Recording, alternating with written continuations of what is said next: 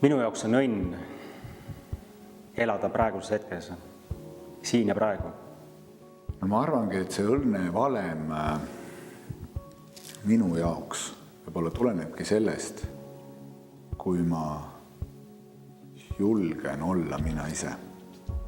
Et jah, õnne valem on minu jaoks lihtne, nüüd ja siin.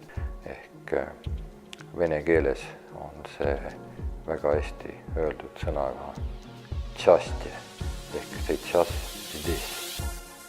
Et see ongi õnn. See, mis oli 5 minutit tagasi, sellel ei ole enam tähtsust ja see, mis võib 5 minuti pärast olla, ega me seda ka keegi ei tea. Minu õnnevalem on hästi lihtne. Mida rohkem ma olen kooskõlas iseendaga oma kõige kõrgema olemusega, seda õnnelikum ma olen. Ja seal on hästi lihtne asi. On 2 telge.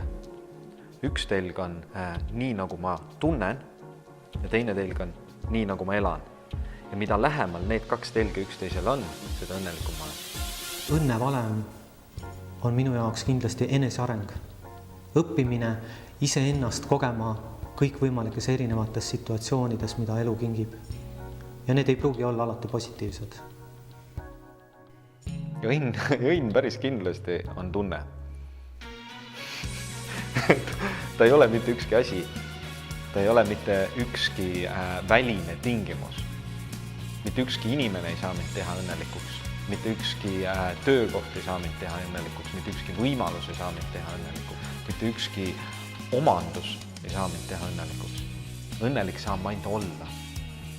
Ja see õnn on tegelikult meie kõigi sees olemas. See lihtsalt tuleb välja kaevata kogu selle pasa kihi seest, mida sa sinna peale oled ehitanud.